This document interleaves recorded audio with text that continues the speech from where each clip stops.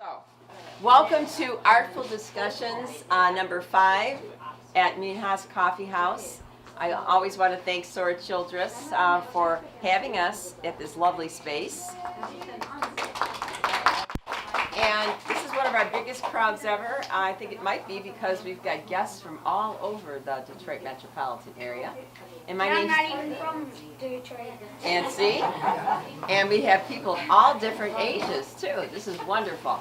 Our purpose here today is to use art as a vehicle to bring community feelings to the community that we are living in.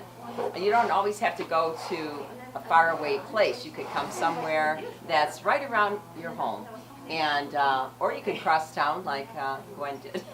Okay, I'm representing the Law of Fine Art, and I'd like to thank Nelson McKinnon, wherever he is, for starting us all. Okay, thank you. And Nelson has a birthday coming up this week, too, I just want to say, on the 26th. We got George Harrison on the 25th and Nelson on the 26th.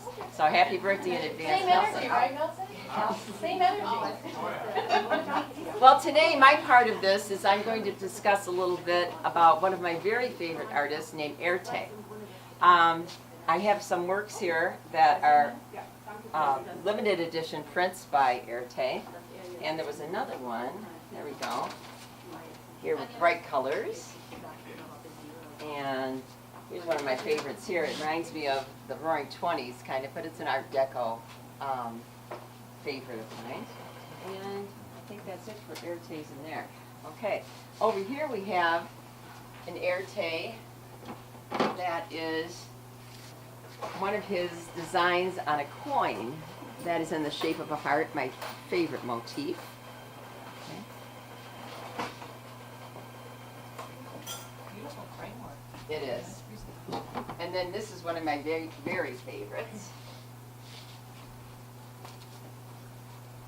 It's an Erte with actually his handwriting going through the silhouette that you see. So I'm starting out with the art, and then I'll talk about the artist. Dad, when did he paint? Okay, I've got a little bit to read. Dad, Okay, when did he paint? it'll be in here. 20s? Oh. Okay. This is from a biography that I read about him, Things I Remember, by Erte himself. It's rare that an artist who has become a legend in his lifetime and who has left the imprint of his style of an entire epoch should be as full of invention and enthusiasm in his 80s as he was in his 20s and 30s. This is the case with Erte, the celebrated fashion artist and stage designer, once at the heart of the Art Deco movement.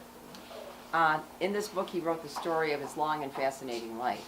He was born in St. Petersburg, Russia in 1892, the only son of an admiral of the Russian Imperial Fleet. The young Roman de Tirtov moved to Paris in 1912 to make his name in the world of art.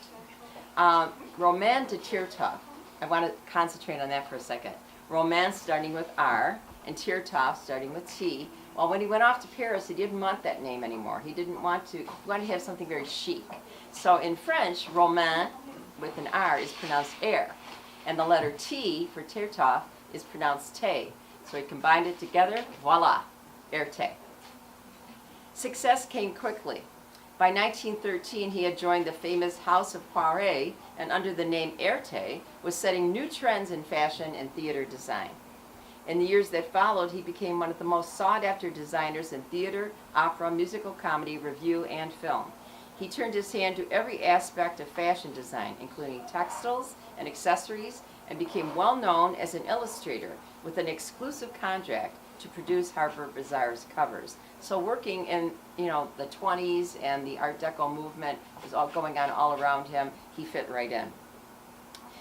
In this book, he recalls his childhood in Russia, his years in Monte Carlo during World War I, and he didn't like Monte Carlo much because he wasn't a gambler, didn't enjoy that much, and his life in Paris and Hollywood. The procession of well-known characters is vividly described. He worked with Isadora Duncan to even Barbra Streisand, and also Louis B. Mayer.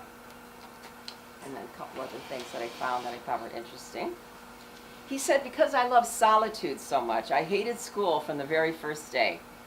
The boisterous noise and violent games of the students were unbearable to me. I could hardly wait until 3 o'clock when school was over. and I could change my clothes and get back to my painting and my designing. But despite all this, I made some good friends. My teachers, too, treated me with kindness, with great kindness. I was, after all, a very quiet child and a good student. My only punishments were being late in the morning.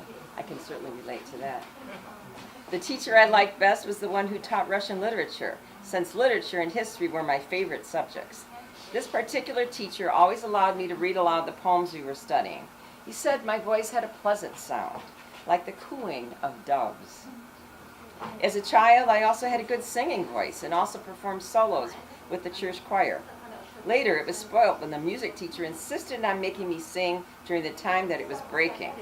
I also started to study the violin, but dropped it after a few lessons because I could not stand the horrible sounds I was producing. I can certainly relate to that. When my father had finally reconciled himself to the fact that I would never enter either the Navy nor the diplomatic service, the most obvious careers for a boy of my background, he urged me to become an architect. One of my mother's brothers was already well established in this field. Although this meant that I had to stay on at school, which I hated, and was determined to become a painter, I agreed to qualify for a course, passing my baccalaureate examination at the College of Hohenstraat with distinction. My father was so pleased he decided to reward me for my good work. "What would you like most for a present?" "A passport," I replied without a moment's hesitation. So off to Paris he went. Okay, skipping around here. In January 1915, the issue of Harper's Bazaar, Monsieur Erte began to contribute his extraordinary designs.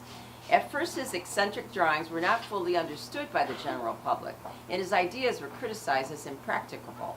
But to those who are able to interpret his charming originality and develop in fabric and garniture his clever ideas, Erte has been an inspiration. To glance at an Erte design is amusing. To look at one is interesting. To study one is absorbing. That any human being can conceive and execute such exquisite detail is positively miraculous, and we become even more impressed when we consider his combinations of colors and materials. I was discussing earlier with one of our guests that he was like a lot of artists, though, that collaborated. He did not always work alone. So sometimes when you see an Erte design, it's in the style of Erte, but it wasn't entirely done by him. I was finding something that some of you might not know. He also designed furniture. And so we've got tables, lamps, and even panels for windows that he designed. So we dabbled in quite a lot of things. And this is some pictures of his family, which are quite interesting. His father with his Naval Academy kind of outfit, and the women in their hats in Russia with all that fluff on them. And there's Erte himself. I'll pass the book around so you can see it more carefully. One more section. One cannot be and have been, says the proverb. I thank God for a long, busy, rich life, which gives the lie to that. If my readers feel that this statement is lacking in modesty, I can only say that I consider false modesty a kind of hypocrisy. The only form of hypocrisy that I not only accept but thoroughly approve is politeness. What would human relations be without it? Something we could use more in these times. I firmly believe, too, that every human being has a duty to make himself as attractive as possible. Not many of us are born beautiful. That is why I have always attached so much importance to clothing. Clothes are a kind of alchemy. They can transform human beings into things of beauty. And we'll end with some designs from Hollywood. He did comment that Joan Crawford looked wonderful in his costumes. So there's Erte the man. This is some excerpts from his autobiography. And I'm just very pleased that we have some Ertes in our collection at the Law Fine Art. And thank you, Dan Alger, for filming us today. You're welcome. Now we're going to move on to, and let's hear it for Dan. We're going to move on to the other parts of our program.